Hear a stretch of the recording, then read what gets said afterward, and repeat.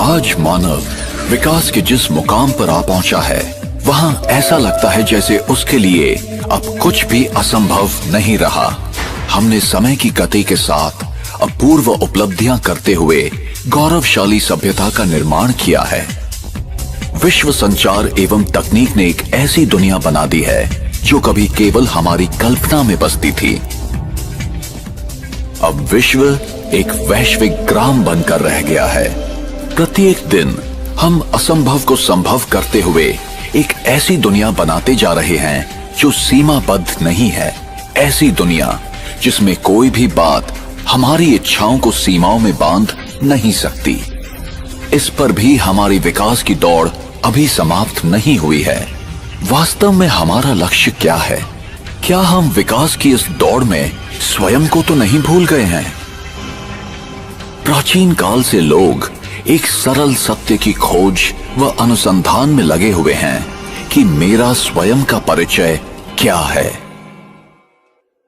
एक शाश्वत सत्य, कौन हूं मैं?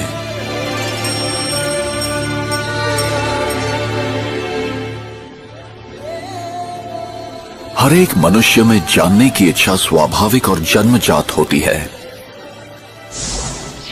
कोई तो अतीत को जानने के लिए इतिहास में रुचि ले रहा है, कोई विधि विधान संविधान का अध्ययन कर रहा है, तो कोई विज्ञान व तकनीक का। ये कितने आश्चर्य की बात है कि मनुष्य अनेक बातों को तो जानता है लेकिन स्वयं को नहीं जानता। कोई तो स्वयं को एक शरीर मानता है, तो कोई अपने आप को मन या फिर कोई मस्तिष्क मानता है। भले ही ये सब हमारी पहचान के विषय में कहा जाता है, फिर भी ये प्रश्न तो उठता ही है कि मैं आखिर कौन हूं? ऐसा लगता है कि इसका उत्तर बहुत जटिल है, लेकिन जब मैं कहता हूं मेरे पैर, मेरे हाथ और मेरा शरीर, तो इसका अर्थ क्या हुआ? क्या इसका सरल अर्थ ये नहीं कि मैं ये हाथ, पैर व शरीर नहीं हूं? तो ये कौन कह रहा है मेरा शरीर? वो मैं कौन है? वैज्ञानिक एवं डॉक्टर मन, बुद्धि, मस्तिष्क इत्यादि चीजों की चुनौतियों के विषय में असमंजस में हैं। यहां तक कि निकट मृत्यु की अनुभूतियां, देह के बाहर की अनुभूतियां, स्वप्न, पूर्व जन्म की स्मृतियां आदि भी तर्क संगत नहीं लगते। पुनः वही प्रश्न उठता है कि इन सबको बताने वाला एवं अनुभव करने वाला कौन है? कभी कभी हम ऐसे प्रतिभावान बच्चों को देखते हैं जिनमें असाधारण योग्यता अल्प आयु में ही प्राप्त होती है। क्या कभी हमने ऐसी अद्भुत घटना के विषय में सोचा है? अब प्रश्न है, क्या शरीर मस्तिष्क के साथ अपने आप में संपूर्ण है? शरीर के विभिन्न अंगों को कौन चलाता है? मस्तिष्क को समय अनुसार सही संकेत देने वाला कौन है? क्या शरीर विभिन्न कोशिकाओं का समूह मात्र है जिसमें जैविक क्रियाएं चलती रहती हैं? तंत्रिका प्रणाली का संचालन, हार्मोन्स को प्रभावित करना, रक्त संचालन, श्वसन क्रिया, पाचन क्रिया आदि के संकेत कौन भेजता है? मृत्यु पर्यंत शरीर की क्रिया प्रणालियों को सुचारू रूप से कौन चलाता है? जरा सोचें, संकल्प कहां से उत्पन्न होते हैं? देह के साथ उनके अंत व्यवहार कैसे होते हैं? क्या विचारों का मूल स्रोत मस्तिष्क है या मस्तिष्क का भी संचालन करने वाला कोई और है? क्या संकल्प भौतिक हैं या पराभौतिक? परमाणु एवं अणु से निर्मित इस परिवर्तनशील दुनिया में कुछ पराभौतिक चीजें भी हैं जिन्हें ना तो किसी माइक्रोस्कोप व दूरबीन से देखा जा सकता है और ना ही किसी उपकरण से मापा ही जा सकता है। वास्तव में ऐसा कोई भी उपकरण अब तक ना तो बना है और ना ही बनाया जा सकता है। उनको खोज निकालने की एकमात्र विधि है अंतर्मुखी हो, गहन शांति में स्थित होना। अब हम एक अनुपम यात्रा प्रारंभ करें और स्वयं के विषय में उस सनातन सत्य को खोज निकालें जिससे हमें पूरा ज्ञान एवं अनुभव प्राप्त होगा कि मैं कौन हूं।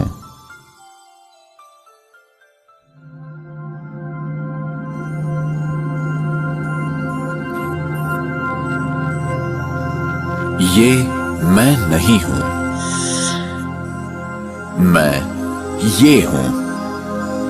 मैं एक आत्मा हूं, एक अति सूक्ष्म, अविभाज्य और अविनाशी चेतन दिव्य प्रकाश बिंदु रूप हूं, एक पराभौतिक सत्ता हूं। जब तक मैं आत्मा इस देह में हूं तब तक ये कहा जाता है कि देह जीवित है। जब मैं आत्मा देह से निकल जाती हूं तो शरीर शव हो जाता है। इस घटना को ही मृत्यु कहते हैं। किंतु फिर भी आत्मा तो अजर, अमर, अविनाशी है। वो सदैव जीवित है। आत्मा को ही प्राण कहते हैं। आत्मा ही प्राण ऊर्जा है। मैं आत्मा ही सोचती हूं, निर्णय करती हूं और देह द्वारा जाने अनजाने किए गए सभी कर्मों के लिए मैं ही जिम्मेदार हूं। मुझ आत्मा में ही सारे संस्कार समाहित हैं तथा मुझ में ही स्मृतियां भरी हैं। जी हां, मैं ही आत्मा हूं और आत्मा ही है जो मैं हूं। ये कहना उचित होगा कि मैं आत्मा इस शरीर का मालिक हूं, न कि तुम्हारी आत्मा मेरी आत्मा, क्योंकि आप आत्मा हो और जो आपका है वो शरीर है।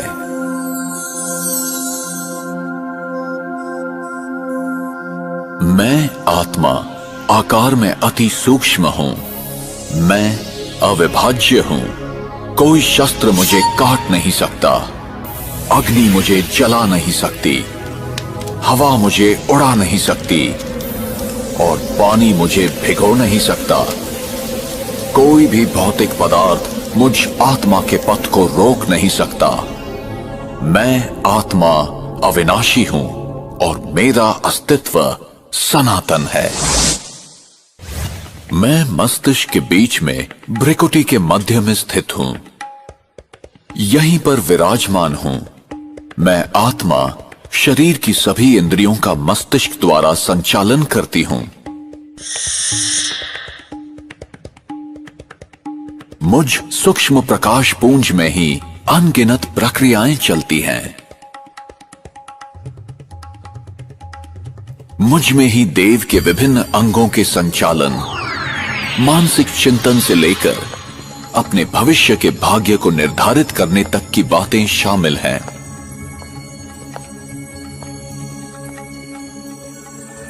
मैं आत्मा स्वतः ही ये जानती हूं कि मेरे शरीर के लिए क्या ठीक है और क्या नहीं, लेकिन मैं ये भूल गई हूं कि उस ज्ञान को किस तरह प्राप्त करूं।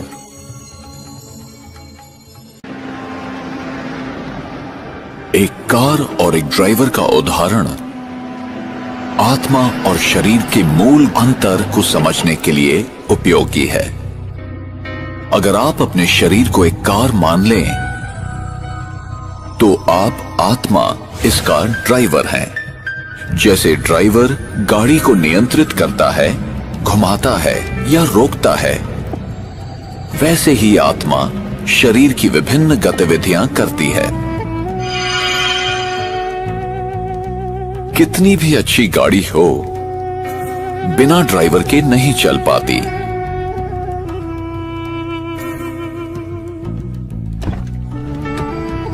जैसे ड्राइवर गाड़ी को नियंत्रित करता है, ठीक वैसे ही आत्मा शरीर को नियंत्रित करती है। मैं ही वो हूं जो गले, मुंह और जुबान का उपयोग कर बोलती हूं। मेरे निर्देश पर ही खाने पीने की क्रियाएं चलती हैं।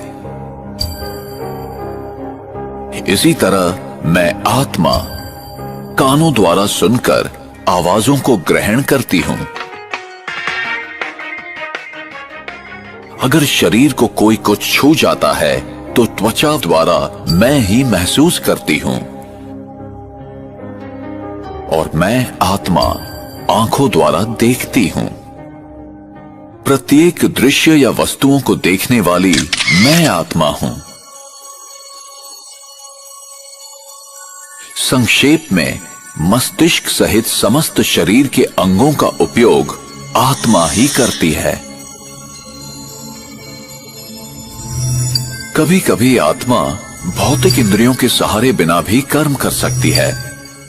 इस घटना को ESP यानी एक्स्ट्रा सेंसरी परसेप्शन अथवा छठी इंद्रिय भी कहते हैं।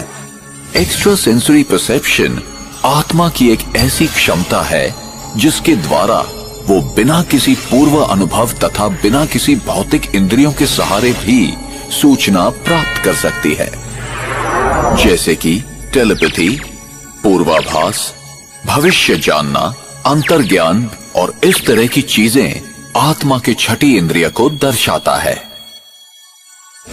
मैं आत्मा ही संकल्पों की रचना करती हूं जो पराभौतिक है।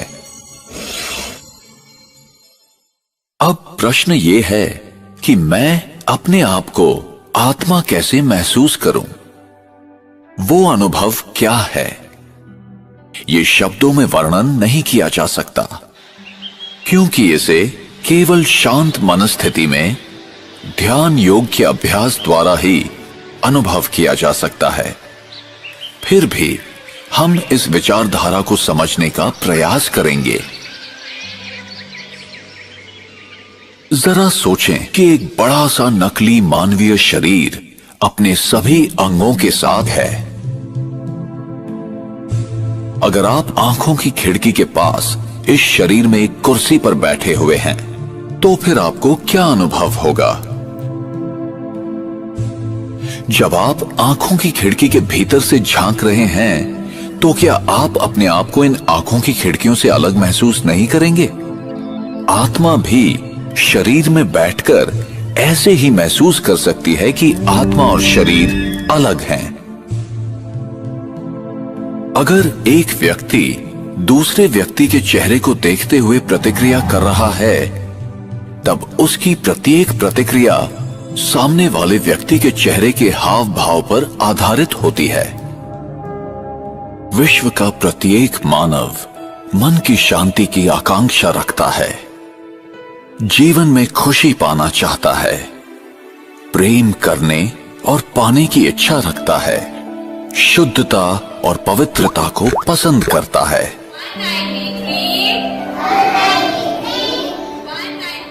जन्म से ही हर कोई अपनी रुचि के क्षेत्र में मानसिक क्षमताओं की अभिवृद्धि करना चाहता है और अधिक से अधिक ज्ञान पाना चाहता है। एक अबोध बालक आत्मा के मूल गुणों का स्वरूप होता है। मेरे मूलभूत 7 गुण हैं: ज्ञान, प्रेम, शांति, सुख, पवित्रता, आनंद और शक्तियां।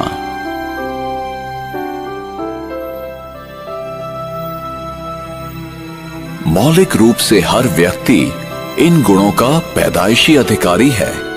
इन 7 दिव्य गुणों का स्वरूप है।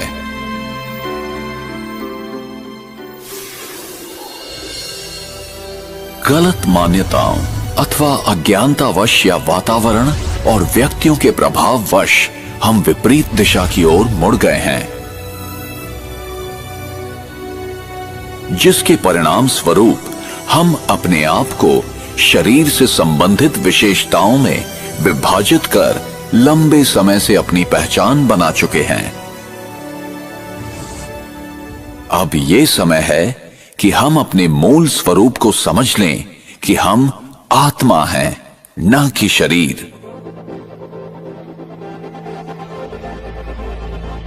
इन संकीर्ण सीमाओं से परे हम इन विशिष्ट दिव्य गुणों से संपन्न आत्मा हैं।